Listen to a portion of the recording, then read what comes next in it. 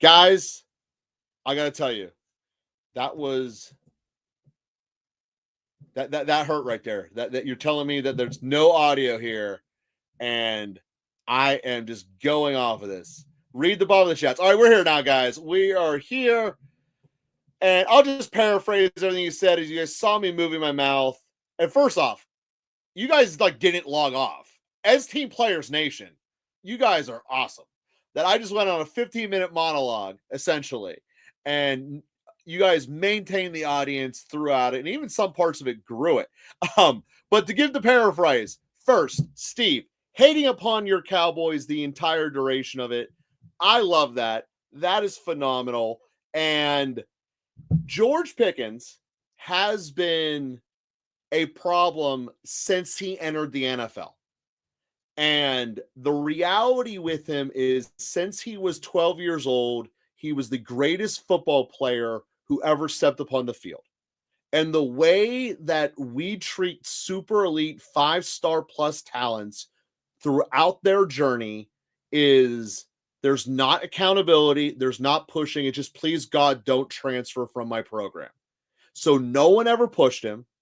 And now we see the situation that you guys got a 3rd-round pick for him for a reason.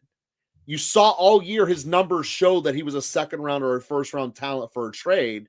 But the reason you spent a 3rd was because when things aren't perfectly perfect and easy, George Pickens, like many of the top 5-star talents that went to one of the mega colleges before him, doesn't have any heart to push forward. That's the Cowboys' problem in a giant nutshell. And there's not that much of a difference between the way the Cowboys are run and the way the Raiders are run. They are going to be this way until Jerry retires, because Jerry Jones cares more about his personal fame than he does about winning Super Bowls. And there's about 12 or so teams in the NFL that winning the Super Bowl is not their most important metric. It's a nice to have. It's not a must do. And as long as the Cowboys are always that, expect this disaster. But Steve, it's great that you have a 9-5 record. Jason, to go through your stuff earlier, the paraphrasing is your defenses are great. When you're looking at them for week 16, the rankings for 16's defenses are Houston, Kansas City, Philly, Buffalo for week 16 defenses for you guys having buys and looking to snake ahead of them. And Steve, I love your roster here. Now, guys, I appreciate you guys pointing out that we have no audio and that I'm muted, and here we are. Jason, I'm not going to answer a kicker question without us having any of the without us having Bob here. You're just not going to get those. So that being said, let's answer your questions now as you're shooting them back at me, and I appreciate you guys hanging in there with us. Flo, let me answer your question from the beginning that was muted here. Sitting out JJ is phenomenal. It's something that I didn't think I was said would have worked out for you. And at the end of the day, getting that results there is absolutely great. With you having to do with Mbuka, Evans, or Jennings, my answer for you is I need to see where Baker's at come the start of the week. Because with the Mbuka Evans question, it's all contingent upon Baker. Your answer might be Jennings, but Minnesota's playoff schedule is phenomenal. And it's hard for me to try to ignore that when we're looking forward there. So, guys, shooting your questions. I appreciate everything we're sending here. Without Bob, he's doing jury duty right now, by the way, for those of you who sent the questions here. And some of you guys are watching on the vertical, some of you are watching on the horizontal. So you might be seeing questions coming in and left and right, and they weren't they're not showing your individual chat. That's why we're simulcasting across both of these. Want to give a big shout out to my man Jason, who gave us a donation last week, as that was an awesome thing to get there. So here we go. You blame Ortiz for asking 30 questions. Guys, we love the fact that you guys send all the questions in advance. If I missed any of them here in my recap, send them back to me here, and we will get them here as I'm kind of funneling through the ones. And again, I appreciate all of you for sticking in there through the the technical difficulties of having the wrong microphone selected in the beginning of the show. But yes, I am back for you guys. So rolling with Chase Brown, or should I trade for Harvey? I personally would go with Harvey. Two main reasons why. The first is now that Cincinnati is officially out of it, I thoroughly believe that their offense is strictly going to be about producing the Ja'Marr Chase show. Get his numbers, make Burrow excited, make Burrow put up things. And the Bengals being one of those teams that care more about season ticket sales than championships, this is a way for them to rejuvenize their fan base, finally try to sell out the season with season tickets. And the Ja'Marr Chase show is the best way for them to do that, which makes me believe that they're going to give the ball less to Brown. And by the way, if anyone thinks that this type of conversation isn't going on right now, you're 100% wrong. This is how the Bengals are run. And the second thing is, would I rather have Harvey? And the answer is absolutely there. Because one of the things with Denver is that Denver, Peyton specifically, is not letting Knicks off the chain. And Harvey proving himself that he is going to be able to do this is a way to protect Knicks, and especially if you're trying to hide him for the playoffs, which is partly what I think they're doing. I mean, they're 11-2. They're doing it right. And because of that, the upside for Harvey this week and rest of the playoffs is immensely better than Chase Brown, in my opinion. So that's why I would go there. So for tonight, Vidal or Omarion Hampton in a full PPR. This is a personal debate, Story Shade, that I have been going back and forth with this whole week. And to me, talent-wise on the field, it's a no contest. Omarion Hampton is a vastly, vastly better football player.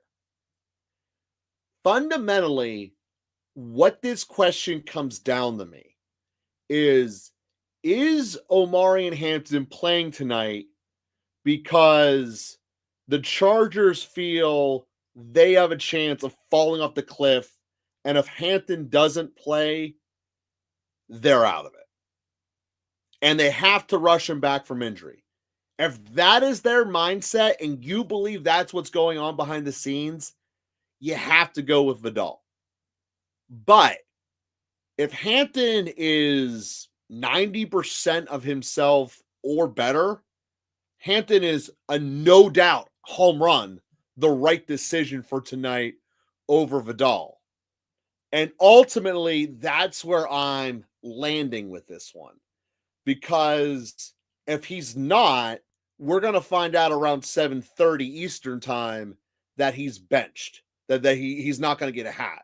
Because with that Kansas City loss last night, they're now sitting much more comfortable that they're going to be in the playoffs. I don't think that they're ever going to have a chance of winning the division. Denver's just too far ahead. However, if he does play, knowing the outcome of last night's game, it's an even stronger reason that I would go with Omarion Hampton tonight.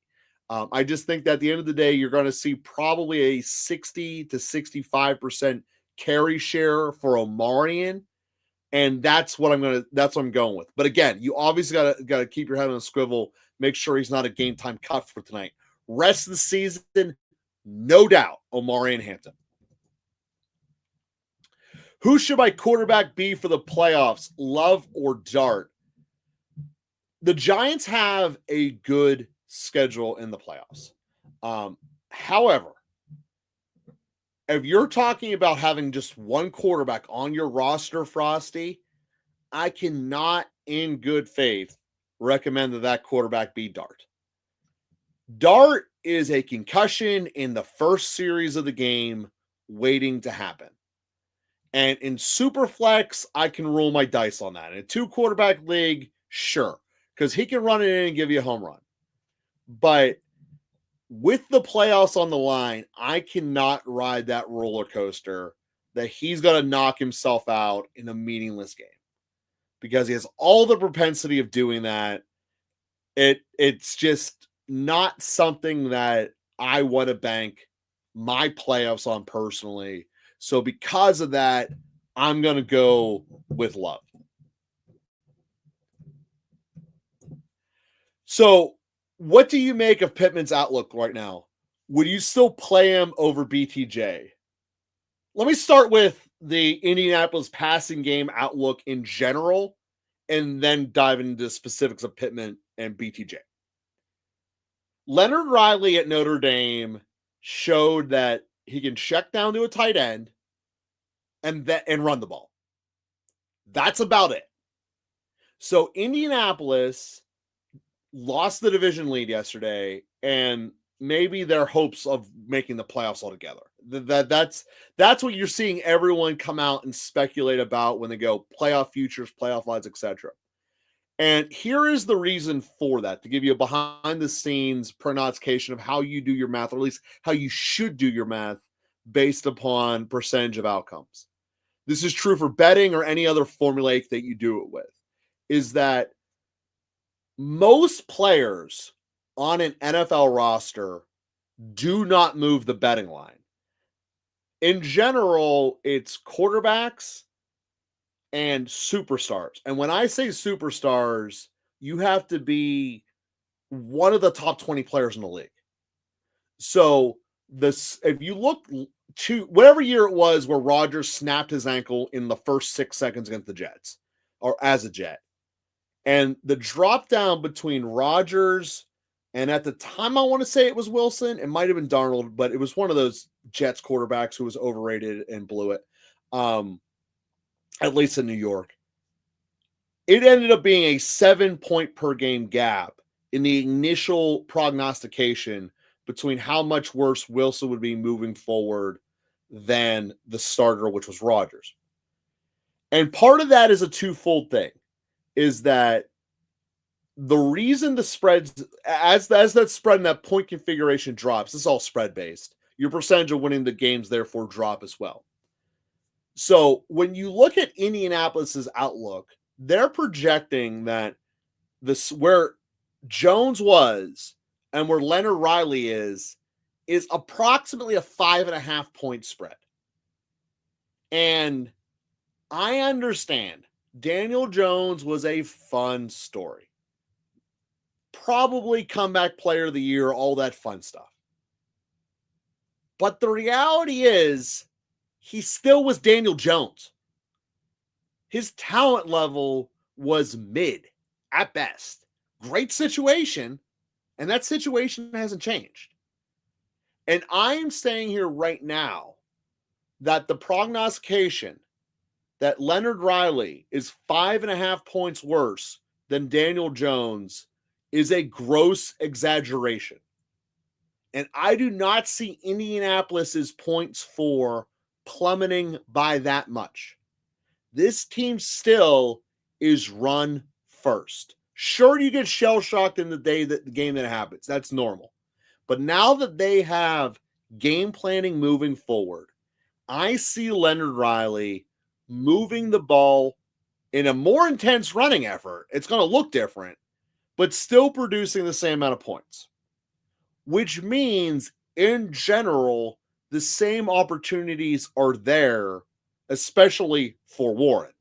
Now, to dive into your specific Colts, when we're looking at Pierce and Pittman, you do have to slightly bring them down, but it's Pierce more so than Pittman that I'm worried about in terms of downgrading. Pittman is still the big target, relatively close to the line of scrimmage. Pittman might actually have a maintain to a slight step up as a result of bringing the rookie in. It's going to be a more simplified approach. Pittman is a big man out there who fights for the rock and gets it back to him. So overall, I'm not that worried about Pittman. BTJ, on the other hand, just flat out, I think, needs to be on a different program. Like, I think he needs to get traded because he is way too talented to be swimming as much as he is. And that's how I would look at this. So rest of the season, I'm going Pittman. But that being said, I want to see what it looks with Riley, but I'm going to give the Colts the benefit of the doubt. That's a good offensive mind out there who knows what he's got. And by the way, this might be the best thing ever that Richardson isn't there. They might be in the playoffs because Richardson isn't there. Okay. Had a shot at the playoff bye, but still in the playoffs. Awesome, Trone. Worst performance of the year. Had JD and Ertz in the lineups, and they only put up 7. Yeah, no, I mean, that's Washington is in a very bad place. There is no other way around that. Their defense was already not good, talent-wise. And with JD being injured and with the coach announcing after the game, yeah, we could have put JD in, but we didn't want him to get hurt further. I mean, they're already mathematically eliminated. And it's going to be a rough last couple of weeks in Washington. And that's how I would look at it moving forward, in that I really, really am hesitant about JD. I have him on my roster. I got him sitting on the IR because I didn't activate him last week. And I would be hesitant about putting him in. You can't play Ertz without JD. That's another factor. Frosty, Chicago D is a streamer for week 15. So our top defenses for 15 are going to be in this order: Philly, Niners, Houston, Carolina, Chicago, New Orleans. So yeah, they're a top 5 streamer. I'd go with that. That's not the end of the world. Huge mistake once Ertz went down. I panicked. Dropped Corum for Goddard since he wasn't locked. Corum had a huge day. Your other running backs are CMC, Barkley, Warren, and Gainwell. I mean, at the end of the day, you're starting CMC and Barkley. Worst things could happen. I would try to get Corum back if you're capable of doing that. But that's a mistake, but it's not the end of the world, Trone. I want to be imploding about that. All right, Ham. So I've been offered Debo and Stafford for Henderson. My current quarterback is Love. Who's playing Broncos week 15? Debo or Henderson would be my flex. So Henderson coming off a bye is very, very intriguing to me. In general, across the NFL, rookies perform better post their bye.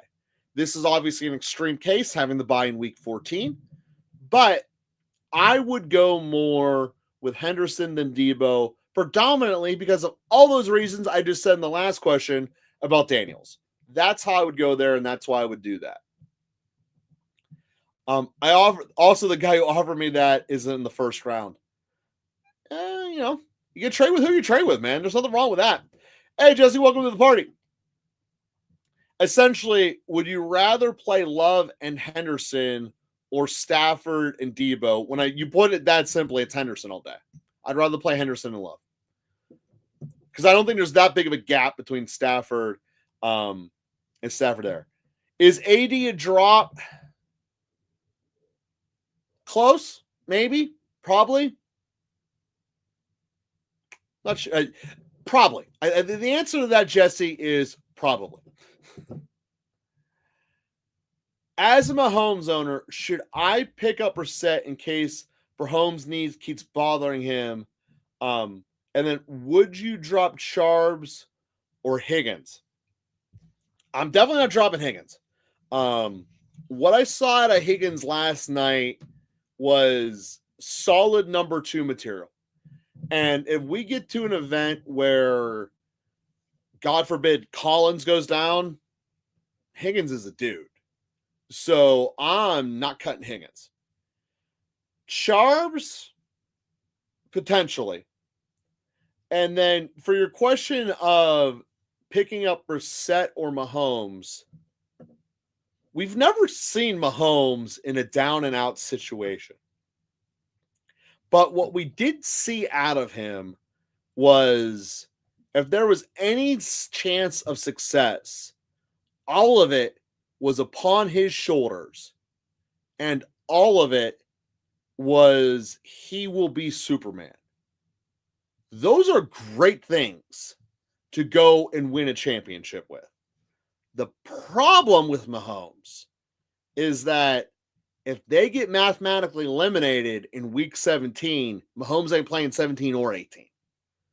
So, do you believe at the end of the day they can still be relevant? Here's their schedule. Week 15, Kansas City is going to be playing. Sorry about this. Kansas City is going to be playing the Chargers. And effectively, what is a must-win game for Kansas City? They lost to the Chargers earlier in the year. And I can see that being a really big game. And I would definitely play Mahomes this week in it. The following week, Kansas City is at Tennessee. Home run smash start. So really what your question comes down to here, Jonathan, because you're going to play Mahomes this week, is what's the outcome of that game? And you don't have any pressure because you get the benefit of knowing that up front. So that's how I would go with it. I would keep Mahomes in no matter what and go from there. So, guys, I certainly apologize for all the technical difficulties that I had here in the beginning of the show. Jason, absolutely no problem shooting off all those questions in the beginning here. But we answer all the questions here at Local Football Flavor, and you guys have sent me all your questions. I want to say this out front. Loved having you guys all with us so far today. Obviously, Bob's here at jury duty, so you don't get him. You're just stuck with me. But if we don't get any other questions here coming up, it's been an awesome Monday, guys. Enjoy the playoffs. This is going to be phenomenal. And I'll see you guys on the other side.